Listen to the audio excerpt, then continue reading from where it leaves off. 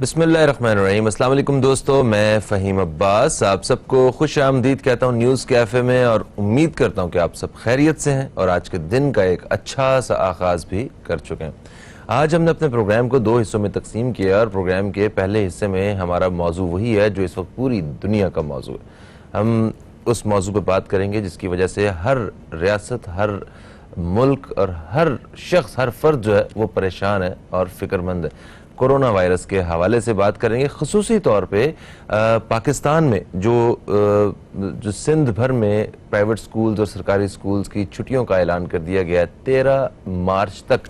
इस हवाले से बात करेंगे क्योंकि बहुत सारी तनकीद हो रही है, मुख्तलिफ़ किस्म की राय भी हमें देखने को मिल रही है। हम सोशल मीडिया पे देखते हैं कि हर शख्स जो है वो इसका अलग अलग एक मुस्तनिद इलाज लेके बैठा हुआ है। कोई प्याज के साथ जो है ना इसका इलाज जो है ना वो कह रहा है, कोई लीमू बेच के अपना इलाज कर रहा है, कोई पता नहीं क्या क्या। तो जिसके बारे में अच्छा मज़े की बात यह है कि ये जो इतने अथेंटिक अंदाज से, इतने मुस्तनिद अंदाज से ये जो इलाज बताए जा रहे हैं, इनसे चाइना, अमेरिका और वो बड़े बड़े ममालिक जिनकी साइंस के ऊपर और हर जगह पे बड़ी अच्छी खासी तहकीक है, उनको भी अंदाज़ा नहीं है कि वह पाकिस्तान में इतने मतलब इतनी अथेंटिसिटी के साथ जो है वो चीज़ों के इलाज मौजूद है। मगर खैर इस बारे में बात करेंगे, ये तो एक अलग एक पार्ट है। मगर ख़ुसूसी तौर पे जो हमने बात करनी है वो स्कूल्स के हवाले से करनी है। बच्चे जहाँ पे छुट्टियों की वजह से बेइंतहा खुश हैं, वहाँ उनके वालिदैन, उनके ज़हनों में बहुत सारे सवालात जन्म ले रहे हैं। प्राइवेट स्कूल्स एसोसिएशन की जानिब से और प्राइवेट स्कूल्स की जानिब से, सरकारी स्कूलों की जानिब से क्या क्या बयानात सामने आए, उनकी क्या राय है इस छुट्टियों के हवाले से, इस बारे में बात करेंगे। और इन छुट्टियों से कहाँ कहाँ पे मतलब छुट्टियाँ जो हैं इनसे हमें किस तरह, किस अंदाज से फ़ायदा हो सकता है, किस तरह हम कोरोना वायरस से बच सकते हैं, इस बारे में बात होगी आज। आप दोस्तों का साथ बहुत ज़रूरी रहेगा। मैं अपने मेहमानों का तारुफ करवाना चाहूँगा। मेरे साथ स्टूडियो में मौजूद हैं, एक कॉलमिस्ट हैं और सोशल एक्टिविस्ट हैं, मोहतरमा नाजिया अली साहिबा। हम आपको खुश आमदीद कहते हैं। अस्सलाम वालेकुम, कैसी हैं आप नाजिया? वालेकुम अस्सलाम जी, अल्लाह का शुक्र है। गुड, माशाल्लाह। और मेरे साथ जो दूसरे मेहमान मौजूद हैं, ये आज के हमारे खसूसी मेहमान हैं जिनसे हम आज के जो मौजू के हवाले से ख़ास तौर पर, खसूसी तौर पर बात करेंगे। प्राइवेट स्कूल्स एसोसिएशन से इनका ताल्लुक है। ये प्राइवेट स्कूल्स एसोसिएशन के चेयरमैन है जनाब शरफुज़्ज़मा साहब। आपको हम खुश आमदीद कहते हैं। अस्सलाम वालेकुम सर। Thank you. कैसे हैं? वालेकुम अस्सलाम। अल्हम्दुलिल्लाह, अल्लाह का शुक्र है। माशाल्लाह माशाल्लाह। अच्छा जी, इससे पहले, क्योंकि मुझे अपने प्रोड्यूसर पे बिल्कुल भी कोई एतबार नहीं है, इससे पहले कि मैं बात शुरू करूं और वो कहीं ब्रेक ले लें, तो एक फटाफट मुख्तसर सी ब्रेक लेके आते हैं। ब्रेक से जैसे ही वापस आएंगे तो तफसील से बात शुरू करेंगे। आप दोस्तों की जो सपोर्ट है वो हमें जरूर चाहिए होगी, बजरिया कॉल आपका, और हमारा राब्ता भी रहेगा। कहीं मत जाइए, अब तक देखते रहिए न्यूज़ कैफे, देखते रहिए।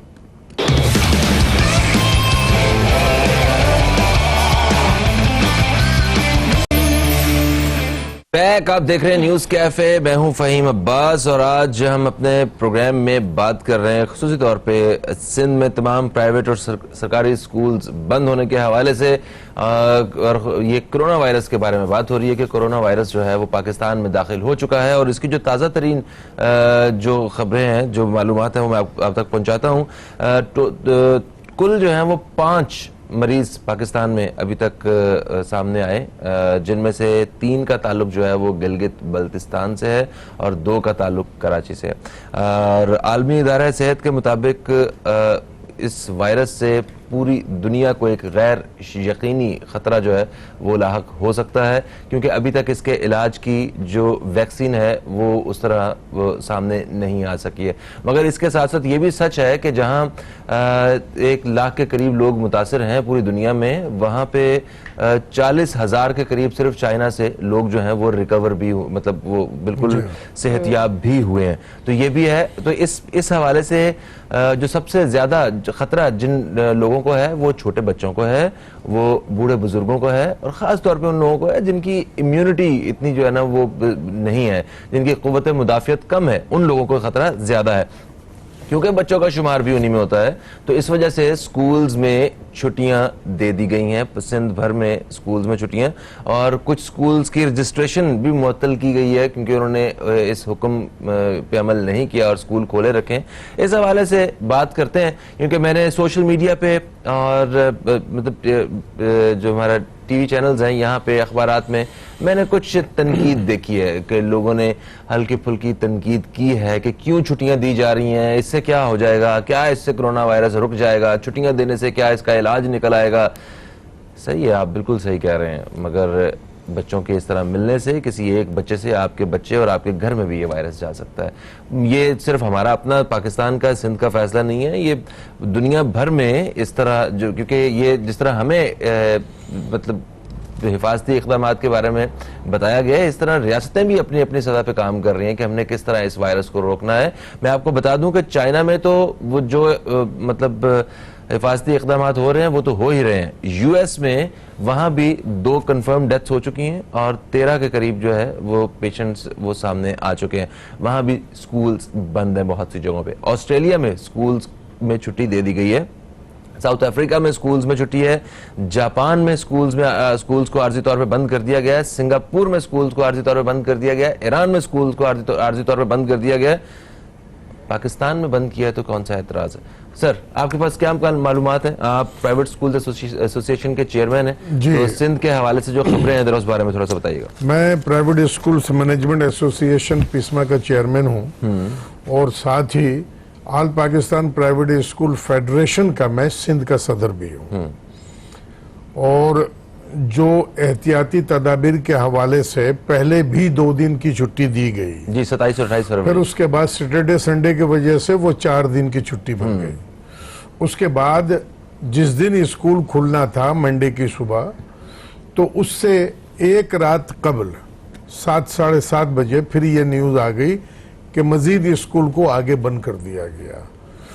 और उस चीज को जो स्कूल को बंद किया गया, इसको सबने बड़ा पॉजिटिव लिया, किसी ने भी उस पर ऑब्जेक्शन नहीं किया। हाँ, कुछ वालिदैन को इतनी मालूमात नहीं है, फौरी तौर पे नहीं मिली, जिसके वजह से शायद वो थोड़ा सा उन्होंने नाराजगी का इजहार किया। लेकिन स्कूल एजुकेशन में हम सबने इस एहतियाती तदाबीर को सराहा, इसलिए कि ये बहुत हाई फाई कमेटी ने बैठ करके ये फैसला किया, जिसमें सीएम सिंध सैयद मुराद अली शाह खुद मौजूद थे, उनकी मौजूदगी में फैसला हुआ। मगर सर, ये 50 के करीब स्कूल्स हैं जिनके रजिस्ट्रेशन कैंसिल की गई है। मैं वो भी बताता हूँ, तो उन्होंने क्यों स्कूल खोला अगर इतना अप्रिशिएट किया फैसले को? उसमें ये हुआ कि हम सब ने इसको माना कि ये बहुत अच्छा हुआ, ठीक है, बहुत सही हुआ। लेकिन थोड़ी देर के बाद ही एक और खबर आई है। वो खबर ये थी कि ना सिर्फ दरसो तदरीस का सिलसिला मुनक़ता रहेगा, बल्कि स्कूल को भी बंद रखा जाएगा, ऑफिस को भी बंद रखा जाएगा, असातिज़ा को भी नहीं बुलाया जाएगा। जहां पे थोड़ा सा तहफ़्फ़ुज़ात सामने आ गए। अब इसकी क्या वजह थी? ये खबर कहां से आई? ये भी खबर गवर्नमेंट की ही थी, गवर्नमेंट की खबर थी। और इसकी क्या वजह थी? क्या हमारे डायरेक्टर ऑफ प्राइवेट इंस्टीट्यूशन से खबर दी गई थी, तो बाकायदा लिटरेचर की सूरत में है ये। तो उन्होंने अपने तय जो फैसला किया होगा, वो सोचा होगा कि ज्यादा बेहतर रहेगा कि बिल्कुल ही बंद कर दो, कहीं ऐसा ना हो कि कुछ स्कूल वाले बच्चे लेके बैठ जाएं, पढ़ाना शुरू कर दें। सही है, क्योंकि बच्चों में अगर ये बीमारी फैल गई तो जैसा आपने बताया बिल्कुल ऐसा ही है कि घर तक बीमारी चली जाएगी।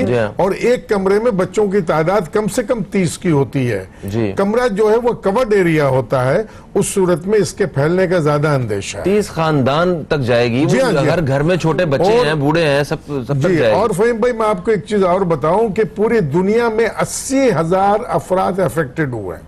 ठीक है, पूरी दुनिया में, जिनमें 77,000 तो सिर्फ चाइना में है जी, बाकी पूरी दुनिया में 3,000 के करीब अफराद हैं टोटल।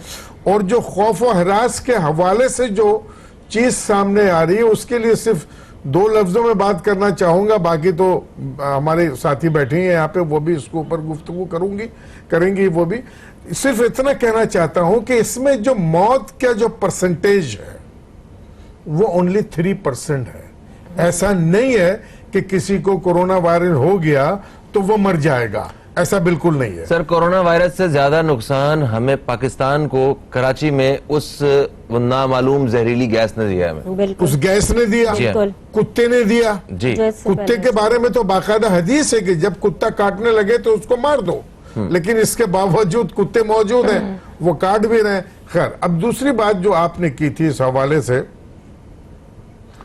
इख्तलाफ के बारे में बात करते हैं। मैं बिल्कुल बात करना चाहता हूँ, मैं नाजिया साहिबा की तरफ आना चाह रहा हूँ। मैं ठीक है, नाजिया आप साहिबा, बात कर लें। आप ये बताइए कि मतलब क्या हिफाजती इक़दामात हैं, जिस तरह रियासत ने तो ये किया है, काम किया है, जी जी। और लोगों के घरों तक मतलब उन्हें किस तरह एहतियात करनी चाहिए और इस फैसले को किस तरह लेना चाहिए स्कूल्स की छुट्टियों के हवाले से?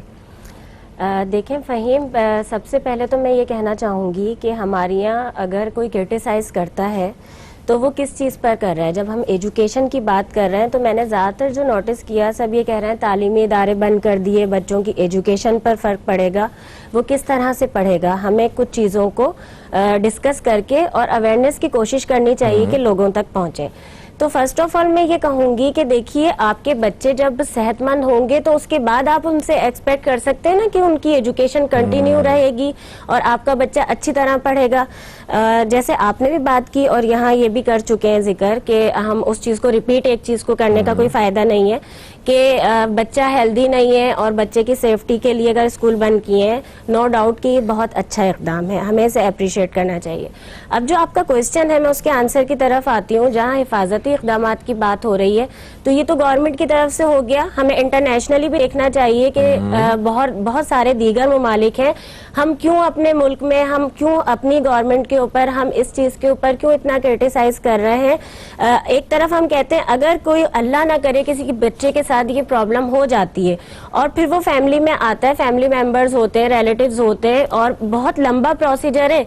देखें, आप लोगों को इस चीज़ में सोचने की ज़रूरत है, जहां हम हिफाजती या एहतियाती बात कर रहे हैं तो वो बच्चा सिर्फ स्कूल में जाता है, सिर्फ पढ़ रहा होता है। लेकिन जो इसके पॉइंट्स है ना कोरोना वायरस के, वो इसलिए कि मैंने अभी आज मेरा कॉलम भी आ जाएगा, मैंने उस पर एक क्वेश्चन मार्क, जो क्रिटिसाइज बहुत चीजें होती है उसको भी क्लियर करने की कोशिश की है। कोरोना वायरस या कोरोना वायरस, तो ये एक वायरस का ग्रुप है, उससे ये वायरस आ रहा है ना, तो उसके अंदर ये है कि जब बच्चा आपका ट्रेवल कर रहा है, देखिए ट्रेवलिंग का भी सिस्टम है कि बच्चे वैन्स में जाते हैं, बच्चे बसेस में ट्रेवल करते हैं, फिर उसके बाद क्लासरूम में होते हैं, डिफरेंट बच्चे होते हैं। अच्छा, सीट्स का है, खांसने का है, इसमें बहुत सारी चीजें हैं ना कि आप मुंह पे, अब जो छोटी एज के बच्चे होते हैं उनमें इतना सेंस नहीं होता है कि वो खांस रहे हैं, बाज दफा फ्लू हुआ है उन्हें। अच्छा, इसके अंदर तो ये कि प्रॉपर आप हैंड वॉश अपने करते रहें, और अगर आपके हाथ खराब हैं तो ज्यादा अगर आपको छींक भी आई है तो अपनी नोज पर नहीं लगाएं, अपनी आइज पर नहीं लगाएं। और जिस तरह से दीगर फ्लू के बहुत सारे केसेस होते रहे, बहुत सारे वायरस आते रहे, ये उसमें से ही एक है।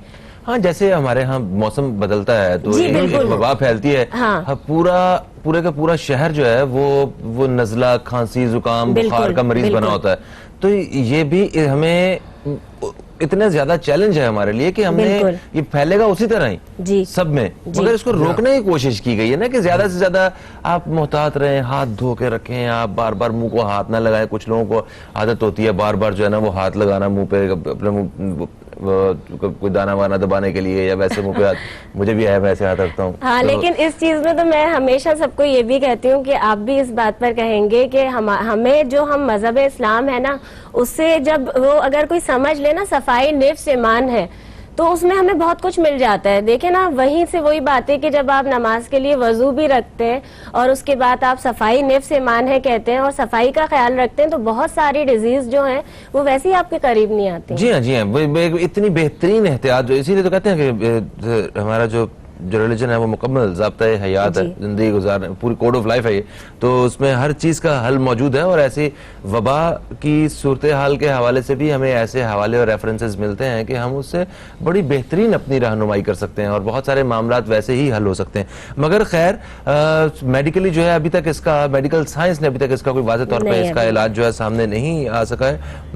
कोई ऐसी एक्यूरेट वैक्सीन जो है वो सामने नहीं आई कि अगर जिस दिन वो आ जाएगी, और वो मुझे पूरा यकीन है कि बहुत जल्द आने वाले कुछ दिनों में ही ऐसी कोई ना कोई खबर आ जाएगी कि जनाब इसका इलाज वो दरियाफ्त कर लिया गया है और इसका कामयाबी से इलाज हो रहा है। तो ये तब तक ही ये इतनी बड़ी परेशानी है जब तक इसकी वैक्सीन अवेलेबल नहीं है, मगर इंशाल्लाह वैक्सीन आ जाएगी। हमने तब तक अपने आप को इंशाल्लाह महफूज रखना है और हमारी हुकूमत का किरदार जो है, सर मैं आपसे आपकी तरफ आऊंगा, जिस तरह जो हमारी जो गवर्नमेंट की जानिब से वो लोग जो चाइना से आए हैं या बाहर से आए हैं, ऐसी जगहों से जहाँ पे कोरोना वायरस फैल चुका है और दाखिल हो चुका है जिन ममालिक में, वहाँ से जब आए तो उनसे बाकायदा पूछगिछ की जा रही है। उन लोगों से राब्ते हमारे इदारे कि जनाब बताएं आपकी सेहत के हवाले से आपको कोई अलामात तो सामने नहीं आई, तबीयत तो खराब नहीं हुई, तो ताकि पता चल सके कि वक्त पे उसको जो है ना उसका इलाज करना है, जरूरी है और इस पे अमल किया जा रहा है। जी हाँ, इस पे अमल किया जा रहा है। अच्छा, तो स्कूल्स के हवाले से मतलब इख्तलाफात की अगर बात की जाए तो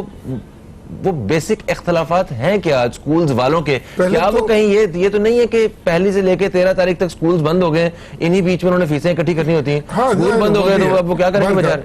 बरकर मैं सबसे पहले तो वो जो बात हमारी अधूरी रह गई थी उसको मैं पूरी कर दूं। जो 40 स्कूल के बारे में आपने कहा, हाँ। पहले दिन 40 स्कूल्स को पे मुकदमा बनाया गया, स्कूल्स खुले हुए थे, तो पहले दिन के लिए मैंने सबसे रिक्वेस्ट की कि छूट दिया जाए, इसलिए कि बहुत सारे पेरेंट्स को, बहुत सारे लोगों को, और जिन स्कूलों में पेपर हो रहे थे वहाँ बच्चे बड़े वो होते हैं, जज्बाती होते हैं, वो पहुंच गए स्कूल पे, इसलिए फर्स्ट डे जो स्कूल खोल दिए गए वहाँ रजिस्ट्रेशन को कैंसिल जो किया गया उसको मंसूख है, उनको रिलीफ दिया जाए फर्स्ट डे का। लेकिन सेकंड डे के बारे में मैंने खास करके अपने जो हमारा महकमा है, मैंने उनको भी इस बात पे रजामंद किया कि सेकंड डे के जो मैटर है उसमें हर सूरत में उनको फैसिलिटी ना दी जाए, उनके रजिस्ट्रेशन कैंसिल ना करें, क्योंकि जाहिर सी बात है अगर वो गफलत बरतेंगे तो इस बीमारी को कंट्रोल नहीं किया जा सकेगा। जी। नुकसान तो बहुत बड़ा होगा अगर होना शुरू हो जाएगा, अल्लाह ना करे, अल्लाह पाक सबको महफूज रखे, बहुत बड़ा नुकसान होगा। तो उस हवाले से मैंने कहा कि रजिस्ट्रेशन कैंसिल ना करें।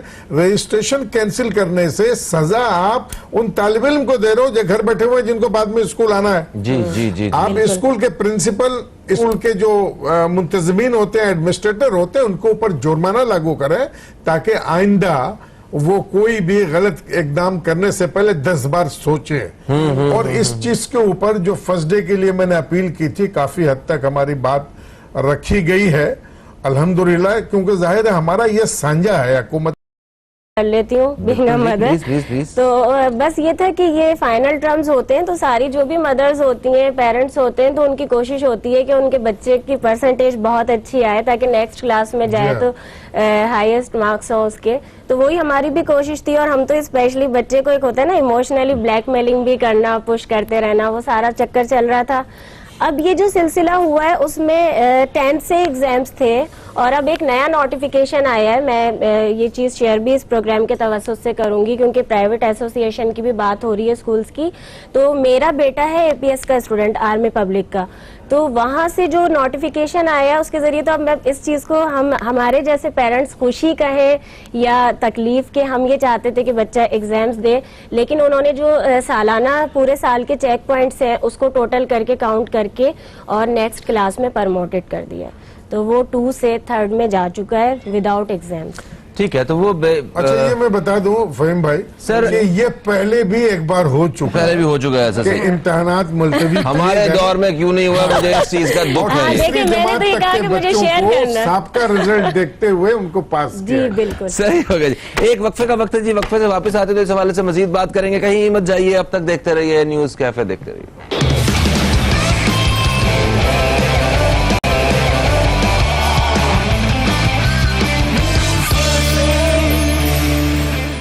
वेलकम बैक, आप देख रहे हैं न्यूज कैफे, मैं हूं फहीम अब्बास और आज प्रोग्राम में पहले हिस्से में हम बात कर रहे हैं कि सिंध में तमाम तालीमी इदारों को बंद करने की हदायत जारी हो चुकी हैं। प्राइवेट स्कूल्स और सरकारी स्कूल्स बंद हैं और इस हवाले से मुख्तलिफ़ किस्म की जो ओपिनियंस हैं वो जो इस वक्त गर्दिश कर रही हैं, हम उस पर बात कर रहे थे।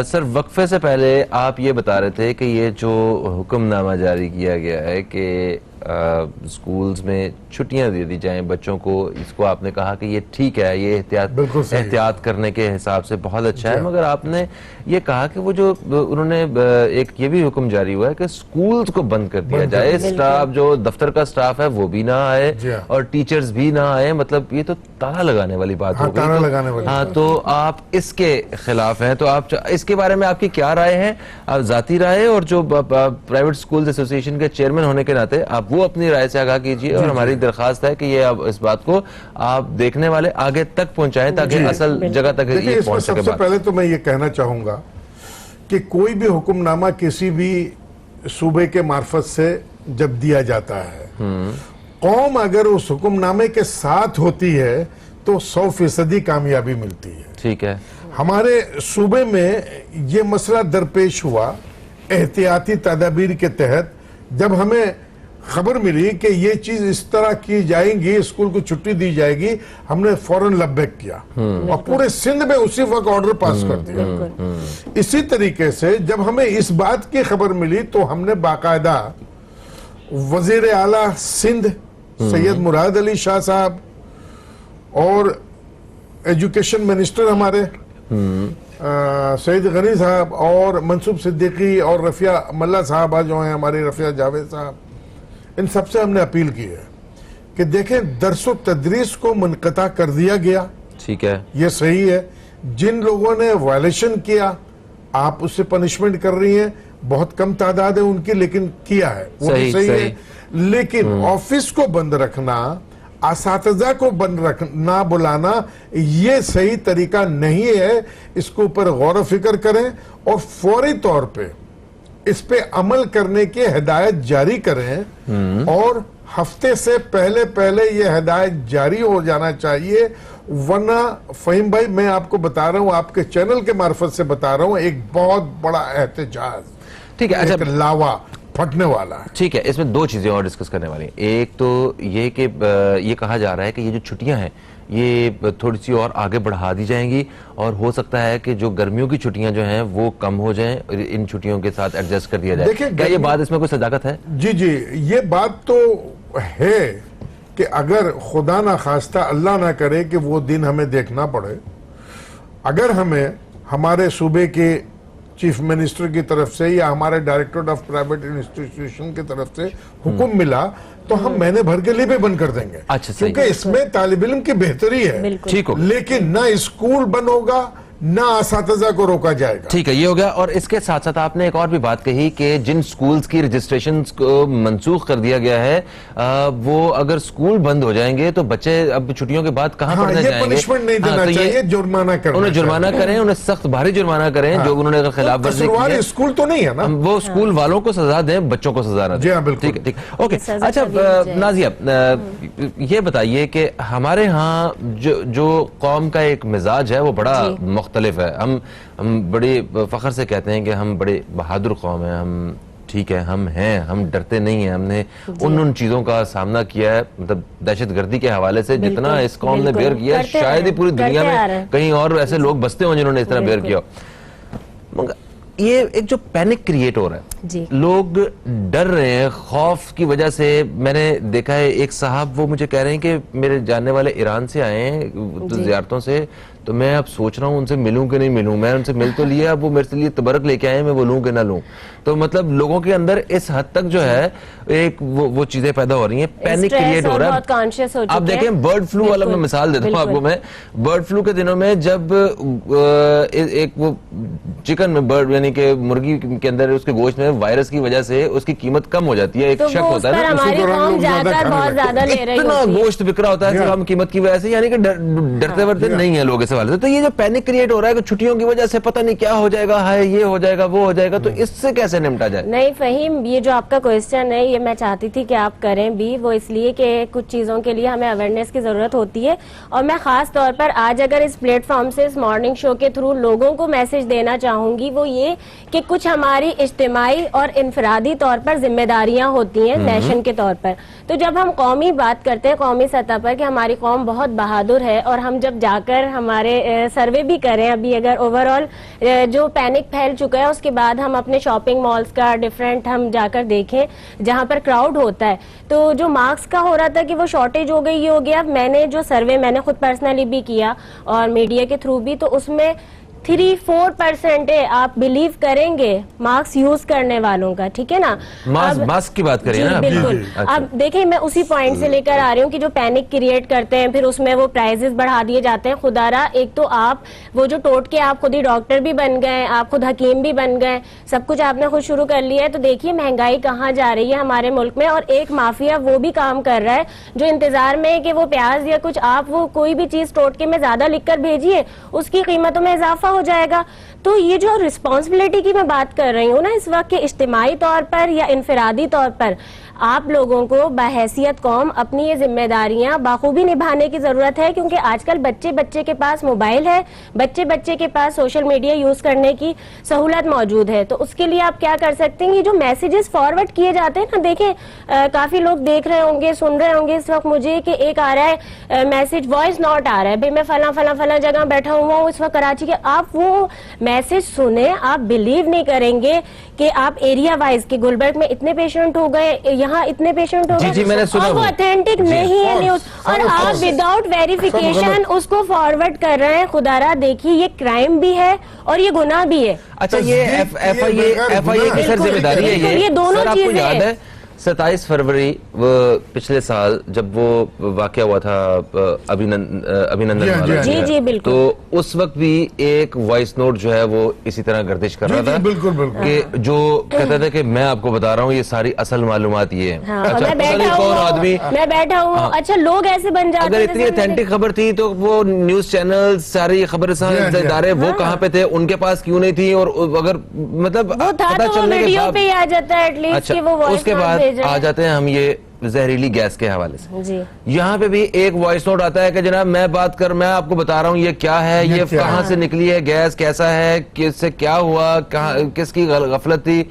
उसने सारी रिपोर्ट लोगों को दी और लोगों ने फर्ज समझ के उसको आगे फॉरवर्ड कर दिया। अभी ये कोरोना वायरस के हवाले से भी ऐसी एक क्राइम है, बहुत बड़ा क्राइम है, और बेशतर आप अच्छा नाज़िया, मैं ये बात करना चाह रहा हूँ, एक लम्हा दीजिएगा मुझे, मैं दरख्वास्त करता हूँ कि ये इस तरह की जो खबरें जो लोग फैला रहे होते हैं, नामालूम अफराद जो फैला रहे होते हैं, हाँ। को हमारा इदारा एफआईए जो कि साइबर क्राइम के हवाले से एक बड़ा वाज़ेह किरदार अपना रखता है, उनकी वो प्लीज इसके ऊपर काम करें, और ऐसे लोगों को जो मतलब बगैर किसी ऑथेंटिसिटी के अपनी खबरें दूसरों तक पहुंचा रहे होते हैं, एक खौफ और हरास फैला रहे होते हैं, उन लोगों को गिरबान से पकड़ा जाए, सामने लाया जाए मीडिया के, ताकि आइंदा इस तरह की चीजें जो है ना, ये मुल्क दुश्मनी है, देखिए ये मुल्क दुश्मनी है, इससे हम अपने मुल्क से प्यार नहीं कर रहे हैं। वो इसलिए कि अगर हम अपने मुल्क की हालात देखें तो उसमें गरीब इंसान जो रोजाना की बुनियाद पर कमाता है, आप इतना पैनिक क्रिएट कर देते हैं, और उसकी भी फैमिली है, उसने अगर रोज कमाना तो उसके क्या हालात हो जाएंगे उसके बाद। आप तो कुछ टाइम के लिए क्या, आप तो ये सोचेंगे जो आराम से बैठा हुआ है घर में, जो एसी में आ रहा है एसी में जा रहा है आराम से, उसको कोई टेंशन नहीं है, उसको रोज की तो टेंशन ही नहीं है ना अर्निंग की, वो तो बोलेगा ठीक है कोई बात नहीं 1-1.5 महीने बैठ जाता हूँ। आप जाते हैं ऐसी जगह पे जहाँ पे आपको कोई टेंशन नहीं है, तो एटलीस्ट आप अपने मुल्क से अगर मोहब्बत का दावा करते हैं तो फर्दन फर्दन सबको निभाने की जरूरत है, ये किसी एक के लिए बात नहीं है। ठीक है, थैंक यू सो मच जी, आप नाज़िया जी तशरीफ लाई, और शरफुज़्ज़मान साहब आपका भी बेहद शुक्रिया। एक सेकंड की बात है, गर्मियों की छुट्टियां हैं, हाँ। उसको अप्रैल और वो मई और जून करने के बजाय जून जुलाई की दी जाए, ताकि बच्चों को पढ़ाने के लिए थोड़ा हमें मौका मिले। ठीक है, यानी कि छुट्टियां खत्म हो तो गर्मियां भी तकरीबन खत्म हो चुकी हैं। सही है जनाब, बहुत बहुत शुक्रिया, बहुत बहुत शुक्रिया। और हम जहां पे बात करते हैं रवैयों के हवाले से, मास्क के बारे में बात हो रही थी, जहां मास्क जो हैं वो शॉर्ट हो गए और लोगों ने वो 180 वाला 1700 रुपए का डिब्बा बेचा, वहीं पे ऐसे लोग भी मौजूद हैं जिन्होंने लाखों की तादाद में मुफ्त में मास्क जो है वो तकसीम किए। खैर, अपने आप को एहतियात कीजिए, अपना ख्याल रखिए, बच्चों का ख्याल रखिए, हाथ धोइए और मतलब जरासीम से पूरा दूर रहने की कोशिश कीजिए। एक ब्रेक की तरफ हम लोग बढ़ेंगे, ब्रेक से वापस आएंगे तो एक बहुत ही जबरदस्त मौजू पे बात करने वाले हैं हम लोग। कहीं मत जाइए, अब तक देखते रहिए न्यूज़ कैफे, देखते रहिए।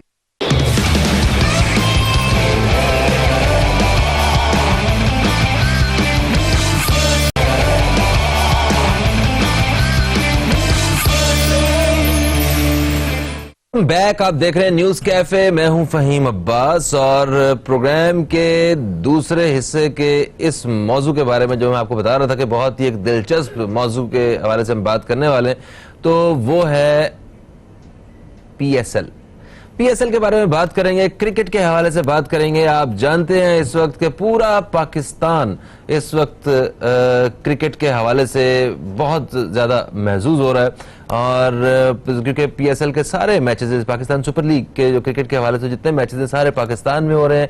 हर शहरी पाकिस्तान का, उसका चाहे किसी भी शहर से ताल्लुक है, उसने अपनी अपनी एक फेवरेट टीम बनाई हुई है, अपने ही वो उसकी एक पसंदीदा टीम भी है।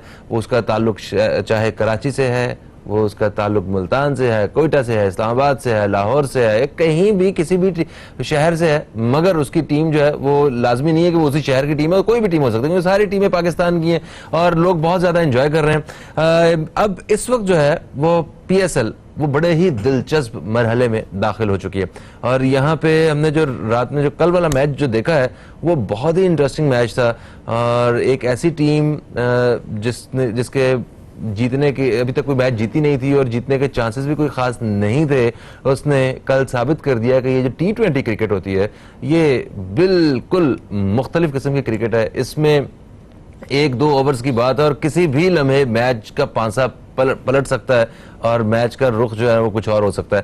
खैर जनाब, हम इस हवाले से बात करेंगे। मैं आपको बताता चलूं कि मुल्तान सुल्तान इस वक्त जो टीम है वो सबसे ज्यादा मैचेस जीती है। 5 में से 4 मैचेस जीत के वो पहले नंबर पे है। कराची किंग्स 5 में से 3 मैचेस जीतकर दूसरे नंबर पे है। कोयटा ग्लैडिएटर्स 6 में से 3 मैचेस जीतकर तीसरे नंबर पे है। इस्लामाबाद यूनाइटेड 6 में से 2 मैचेस जीतकर चौथे नंबर पे है, जबकि पेशावर ज़ल्मी 5वें नंबर पे और लाहौर कलंदर्स नीचे से पहले 6ठे नंबर पे है, 6 में से एक मैच जीतकर। अच्छा जी, हमारे साथ मौजूद हैं क्रिकेट एनालिस्ट जनाब बासित शौकत साहब। इनसे हम क्रिकेट की मजे मजे की बातें करेंगे और आप दोस्तों को बता दूं कि आप कॉल कर सकते हैं। कॉल करने के लिए यहां पे करके, ये भी आपको नंबर नजर आएगा नीली पट्टी में, ये आ गया, इस पे आप कॉल कीजिए और कॉल करके बताइए कि आपकी क्या राय है और आपकी फेवरेट टीम कौन सी है। जनाब आप बताइए, इस वक्त जो है वो बहुत ही दिलचस्प मरहले में वो शुरू हो चुका है, हमारा इवेंट जो है पूरा पहुंच चुका है। हमने इवेंट को शुरू होने से पहले मैच जब बात की थी तो उस वक्त कहा था कोयटा बहुत ही स्ट्रांग टीम है इस वक्त, तो कोयटा जो है इस वक्त तीसरे नंबर पे है। मुल्तान सुल्तान जो है जिसके बारे में ये नहीं एक्सपेक्ट कर सकते कि वो अचानक से वो मतलब पहले नंबर पे होगी और 5 में से सिर्फ 1 मैच में से शिकस्त हुई है और इतनी अच्छी परफॉर्मेंस उनके सामने आई है जो एक्सपेक्ट नहीं कर रहे थे। कराची किंग्स के हवाले से भी उनकी परफॉर्मेंस जो है ये बेहतरीन रही है। तो क्या कहेंगे कि क्या हिकमत अमली रही इन लोगों की और आपकी क्या राय है? बिस्मिल्लाहिर्रहमानिर्रहीम। सबसे पहले तो लाहौर कलंदर्स को बहुत मुबारक हो। कल जिस तरह से वो मैच जीते हैं, जिस तरह से उन्होंने शो किया है कि वो एक अच्छी टीम है, सिर्फ उनकी प्रॉपर जो है मैनेजमेंट है या गेम प्लानिंग नजर नहीं आ रही थी। मिडल ऑर्डर अभी भी उनका थोड़ा सा वीक है। तो जिस तरह से कल बेन डक ने इनिंग्स खेली है, ऐसी इनिंग्स रोज रोज देखने को नहीं मिलेगी लाहौर कलंदर्स की तरफ से। मगर जो समित पटेल ने भी साथ दिया, बहुत अच्छा किया। बिल्कुल, दोनों में से अगर कोई एक, बल्कि इनको चाहिए कि आप प्लान करें कि इन सब में से ना जो सीनियर प्लेयर हैं, हफीज है, बेन डक है और ये जो है समीत पटेल है, इनको बोले आज डंक चले, समीत पटेल इनकी पार्टनरशिप हो। अगर ये दोनों आउट होते हैं तो हफीज को लेके चलना है, क्योंकि इसके बाद ये शुरू के जो 3-4 है उनका मिडल ऑर्डर बिल्कुल नहीं है। सोहेल अख्तर है, उसके बाद फैजान अहमद आता है और फिर बॉलिंग लाइन वो पूरी शुरू हो जाती है। तो टीम लाहौर कलंदर की अच्छी। अभी एक और बात भी है, क्रिस लिन ने भी परफॉर्म करना है, जो ऑस्ट्रेलिया का ओपनर है जिसको लेकर आए हैं। क्रिस लिन अगर परफॉर्म कर गया, उस पर भी ड्यू है। तो लाहौर कलंदर्स नहीं कर सका ना, अभी तक नहीं कर सका। कल भी 27 किए हैं, लेकिन उसको एक बड़ी इनिंग्स ड्यू है। सलमान बट को खिलाया इन्होंने, सलमान बट अभी तक नहीं खेला है। फखर जमान पे भी एक बड़ी इनिंग ड्यू है। तो देखा जाए लाहौर कलंदर्स अच्छी शेप में नजर आ रही है। और सबसे बड़ी बात कि लाहौर कलंदर्स टूर्नामेंट की वाहिद टीम है जिसकी जो फास्ट बॉलिंग अटैक है वो बिल्कुल न्यू है, जिसको कहते हैं कि बिल्कुल ना तजुर्बेकार है। कल सलमान इरशाद ने 4 विकेटें ली हैं, दिलबर ने 2 विकेटें ली हैं, उसके अलावा फैजान ने भी विकेटें ली हैं। तो कोई जितनी हम और 5 टीमें देखते हैं उसमें कोई ना कोई इंटरनेशनल मैच खेले हुए हैं। इनके जो बॉलर्स हैं इंटरनेशनल का तजुर्बा ही नहीं है। तो देखा जाए ये बड़ी अच्छी बात है लाहौर कलंदर्स की। प्लेयर्स डेवलपमेंट से ये प्लेयर्स ला रहे हैं और 3-4 बॉलर एट अ गो खिला रहे हैं। अब अल्लाह करे ग्राउंड में भी परफॉर्म करें। एक मैच तो जीते हैं, आज इनका जो इस्लामाबाद से मैच है, अगर लाहौर जीत जाता है तो हमारे पास जो पॉइंट्स टेबल है बड़ा ओपन हो जाएगा। इसके 2 पॉइंट है, 4 पे आ जाएगा। बाकी इस्लामाबाद के 5 हैं, पेशावर के 5 हैं और उनके 6 हैं, कोयटा के, और जो मुल्तान है 8 है। अच्छा, बात हो रही थी मुल्तान की कि उसने अच्छा परफॉर्म किया, क्यों किया? जिस तरह हम बात करें उसके पास इंटरनेशनल प्लेयर्स का तजुर्बा है, उसकी बॉलिंग बड़ी अच्छी है। 2 दुनिया के one of the best leg spinners Imran Tahir और Shahid Afridi on a given day ये किसी भी टीम को प्रॉब्लम कर सकते हैं, और यही क्या, ये दोनों ही विकेटें ले रहे हैं, परफॉर्म कर रहे हैं। फिर इरफान की जिस हाइट पे बॉल आती है, 7 फुट 1 इंच का वो बॉलर है, जितनी ऊपर से वो बॉल करता है तो वो शुरू में प्रॉब्लम करता है, दूसरे बैट्समैन जो दूसरी टीम के बैट्समैन होते हैं उतने प्रॉब्लम करता है। फिर इनकी जो मैनेजमेंट है, जो कोचिंग स्टाफ है, बहुत तगड़ा है मुल्तान का। एंडी फ्लावर, अजहर महमूद, मुश्ताक अहमद, ये तीनों इंग्लैंड की जो मुख्तलिफ काउंटीज में काम कर चुके हैं, तीनों की आपस में अच्छी बनती है, अच्छे एक्सपीरियंस है। तो ये प्लेयर से काम लेना जानते हैं, इनको पता है कि कैसे काम लेना है। तो आप देखें कि इसकी टीम बहुत अच्छा परफॉर्म करी है। शान मसूद जिस पे लेबल है, ये टेस्ट का प्लेयर है, आप देखें कितना अच्छा परफॉर्म कर रहा है T20 के अंदर जो भी हो रहा है, उसकी कैप्टनशिप अच्छी है, उसकी परफॉर्मेंस अच्छी है। फिर रायली रोसुवा, वो बहुत अच्छा परफॉर्म कर रहा है, जिसको कोयटा ने रिलीज किया है, उसकी जो अभी सेंचुरी है, one of the best centuries थी PSL में। तो काम लेना आना चाहिए प्लेयर से, on a given day, on a given time, किस तरह से काम लेना है। इसके अलावा कराची किंग्स क्यों परफॉर्म कर रही है, पिछले 4 सालों में परफॉर्म नहीं कर सकी, इस साल क्यों परफॉर्म कर रही है? क्यों? कराची किंग्स की एक तो पिक अच्छी हुई है, फिर उनके पास one of the best left arm fast bowler जो है वसीम अकरम, उनके कोच हैं। ये वसीम अकरम कौन है? ये वही वसीम अकरम है जो 92 का, जिन्होंने वर्ल्ड कप जितवाया, 92 वर्ल्ड कप के टीम में थे। ये वही वसीम अकरम है जिन्होंने कोलकाता नाइट राइडर्स को चैंपियन बनवाया, कोचिंग स्टाफ में थे। बांग्लादेश की भी उन्होंने शायद कोचिंग की, आई थिंक सो, उसका आइडिया नहीं है। अच्छा, कोलकाता नाइट राइडर का आईपीएल में वो चैंपियन बने नाइट राइडर्स वाले। फिर जब ये इस्लामाबाद में थे, कोचिंग स्टाफ में, इस्लामाबाद चैंपियन बना। तो इनका जितना तजुर्बा है वो कराची के काम आ रहा है, और कराची में आप देखें कितनी अच्छी परफॉर्म कर रही है। बिल्कुल सही होगा जनाब। एक वक्फे का वक्त आ गया, वक्फे से जैसे ही वापस आते हैं तो इसी हवाले से मजीद बात करेंगे जनाब बासित शौकत साहब से। कहीं मत जाइए, अब तक देखते रहिए न्यूज़ कैफे, देखते रहिए।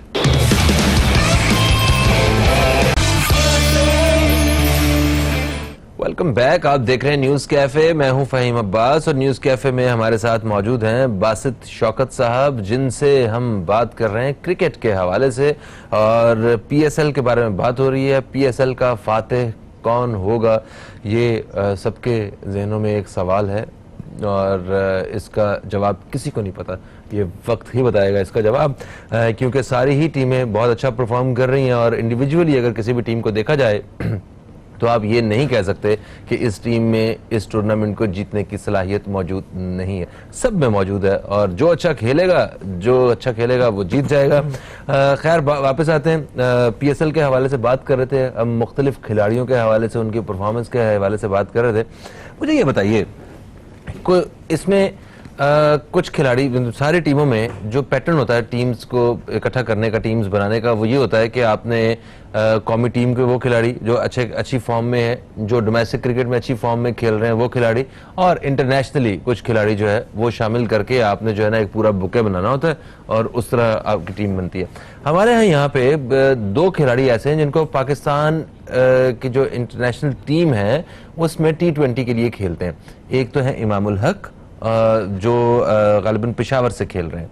जी, खेल रहे हैं कि नहीं खेल रहे? बैठे हुए हैं मकसद। अच्छा, नहीं खेल रहे, यानी उस टीम में है। टीम में, और दूसरा मोहम्मद रिजवान जो कराची में है, जिन्होंने सरफराज को रिप्लेस किया है। जी बिल्कुल। तो अब सरफराज की परफॉर्मेंस जो है वो सबके सामने आ चुकी है, लाइक वो एक बहसियत कप्तान बहुत अच्छी परफॉर्मेंस दे रहे हैं, और मोहम्मद रिजवान की क्या परफॉर्मेंस रहा है, थोड़ा सा मुझे बता दीजिएगा।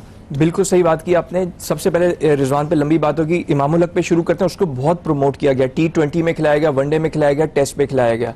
तो हम पहले से ही कह रहे थे कि इमामुल हक को एक सर्टेन वनडे में तो चले खिला सकते हैं, टेस्ट में भी उसकी टेक्निक अच्छी नहीं है, और T20 में लंबी हिटिंग नहीं कर सकता, तो आप जाया कह रहे हैं। यही हुआ कि आप देखें जो फ्रेंचाइज है पेशावर ज़ल्मी, उसने भी उसको बिठा दिया है, क्योंकि जाहिर बात है उससे बहुत बेहतर प्लेयर है, हम उसकी एबिलिटी पे शक नहीं कर रहे, लेकिन जब मुवाजना होता है चंद प्लेयर्स का, तो अभी उसमें वो एबिलिटी नहीं है, कुछ प्लेयर्स में ज्यादा अच्छी है। तो T20 में तो उसकी जगह बनती नहीं है, जब भी पेशावर में नहीं खिला रहा। लेकिन हमारे मुल्क में होता है कि जो कहीं नहीं खेलता वो टीम में खेलता है। रिजवान की जहां तक आप बात कर रहे हैं, मोहम्मद रिजवान की, हमने अपने शो में अभी भी कहा था, जो हमारा ओपनिंग शो हुआ था PSL पे, कि रिजवान की जगह बनती नहीं है सरफराज के होते हुए और कामरान अकमल के होते हुए, क्यों? क्योंकि रिजवान टेस्ट का अच्छा कीपर है, कीपर बहुत अच्छा है, लेकिन उसमें हिटिंग पावर नहीं है। T20 में आपको हिटर चाहिए जो कीपिंग भी कर ले और वक्त आने में टीम को मैच जितवा भी सके, हिटिंग भी कर ले। जिस तरह कल लाहौर की टीम के वो जो एक बेन डंक जो है वो चले और देखें आप वो टीम का पूरा नक्शा ही बदल गया ना, नक्शा ही बदल गया। हाँ, वो एक कीपर के अच्छा परफॉर्म करने से। बिल्कुल इसी तरह हम बार बार कह रहे थे कि चलो आपने सरफराज को नहीं लिया, कामरान अकमल को आप कैसे छोड़ सकते हैं T20 में? सरासर जुल्म है, सरासर ज्यादती है। उसने देखें फिर परफॉर्म कर दिया। कामरान अकमल ने 3 सेंचुरियां की हुई हैं PSL में, जो किसी खिलाड़ी ने नहीं की। जितने PSL हैं टोटल मिला के 3 सेंचुरीज हैं, उसने फिर सेंचुरी कर दी। वो बार बार सिलेक्टर्स के मुंह पे तमाचा मारा, लेकिन उस बेचारे को ले नहीं रहे। अब वो क्या करे? बैट से ही जवाब दे सकता है ना वो, और आप रिजवान को लेकर आ रहे हैं। फिलहाल तो कामरान अकमल साहब जो है वो पेशावर ज़ल्मी के लिए जो है और रन्स करें, और नो डाउट अभी तक वो अपने स्कोर के हिसाब से, अपने रन्स के हिसाब से नुमाया है। हमारी नेक तमन्नाएं उनके साथ हैं। एक कॉलर हमारे साथ हैं जिन्हें शामिल करते हैं। अस्सलाम वालेकुम जी, कौन है हमारे साथ? वालेकुम अस्सलाम, रियाज खान बोल रहा हूँ, मॉडल कॉलोनी कराची से। रियाज खान साहब, क्रिकेट की बात हो और आपकी कॉल ना हो, ये मुश्किल सी बात होती है। कैसे हैं आप? सर ये आपकी मोहब्बत है और अब तक को सलाम है कि जो मेरी कॉल मिल जाती है और ये आगे मुझे फॉरवर्ड कर देते हैं। जनाब मुझे हुक्म करें। एक मिनट दीजिएगा। नंबर 1 के लाहौर की जो टीम की परफॉर्मेंस कल चले, शुक्र है कि लाहौर में भी एक चांद रात गुजार हुई और खुशी का एक समा हुआ, लेकिन वो भी नाइंसाफियां कर रहे हैं। उनके कप्तान जो है प्रेस कॉन्फ्रेंस में बैठ के कह रहे हैं कि वो सलमान को जो है उसको ना लिया जाए। मतलब वो अभी नहीं आ सकता, वो मेरे जहन से नाम निकल के लेफ्टी बैट्समैन जो है सलमान भट्ट जी। अच्छा। सलमान भट्ट को अभी उनकी जरूरत नहीं है, सलमान भट्ट को लेना चाहिए। फिर इसी तरीके से आप अपना कहते हैं कामरान अकमल को देख लें, पाकिस्तान की टीम में उन्होंने होना चाहिए। कल जो है एक चैनल पे मैं 2 दिन के उससे मिसिंग कर गया, मतलब उसके सबसे सेकेंडली हाई छक्के हैं ये पूरे 5 सीजन में। फिर उसके बाद उसके रन्स के अंबार हैं, उसको नहीं लिया जा रहा। फिर तीसरा, अब आप कोयटा कैलकुलेटर में देख लें कि एहसान अली हैं, वो ओपनर अगर आप उसको भेजें तो ओपनर का प्लेयर है वो, ये 5वें 6ठे 7वें का प्लेयर नहीं है। देखें चाचा मामा नहीं होना चाहिए आपके साथ। जब सरफराज साहब जब आपके साथ नाजायज होता है तो फिर तो पूरी दुनिया कहती है कि नाजायज। लेकिन अच्छा रियाज साहब, सारी बातें छोड़ें, आप मुझे ये बताएं, बात तो सुने ना रियाज साहब, सुबह सुबह मुझे ये बताएं कि आपकी फेवरेट टीम कौन सी है? मेरी तो सारी टीमें मेरी टीमें नहीं ना, वो बताएं जिसका मैच आप मिस नहीं करते और जिस टीम की जीत पे आप तालियां बजाते हैं, मुझे वो टीम बताएं। छोड़े सियासी बयान, छोड़ टीवी पे बात नहीं कर रहे, आप वैसे बता रहे हैं मुझे। मैं तो चाहूंगा कि जी कराची जीते। ये बात कराची किंग्स बिल्कुल जीत रही है। कराची किंग्स जो है 3 मैचेस जीत चुकी है और इंशाल्लाह आइंदा भी जो है वो अच्छी परफॉर्मेंस देंगे और इंशाल्लाह चांस है कि कराची किंग्स जो है वो इस वक्त जो है वो एक फाइनल्स में पहुंच सकती है। अच्छा मैं एक बात करता चलो भूल ना जाऊं, ये जो हमारी PSL हो रही है, it is one of the best leagues in the world. अगर वैसे देखा जाए व्यूअरशिप में भी IPL की ज्यादा है, लेकिन अगर टफेस्ट क्रिकेट देखी जाए तो PSL है। मुख्तलिफ जितने भी फॉरनर्स आए हैं, गैर मुल्की प्लेयर्स आए हैं, वो ये कह रहे हैं कि इससे टफ फॉर्मेट हमने नहीं देखा। जो PSL की बॉलिंग है, कहते हैं हमने इतनी टफेस्ट बॉलिंग कहीं फेस नहीं की। हमें बहुत प्रॉब्लम आती है PSL में स्कोर करने में। तकरीबन जितने गैर मुल्की आते हैं, पिछले साल भी यही बात की, इस साल भी यही बात की। तो ये एक बड़ी खुशी की बात है कि पाकिस्तान में इतनी टफ क्रिकेट होती है। बिल्कुल सही है जी, thank you so much Basit sahab, आप तशरीफ लाए हैं और कम वक्त में फिर एक मजेदार गुफ्तगू रही। ये क्रिकेट के हवाले से जितनी भी बात की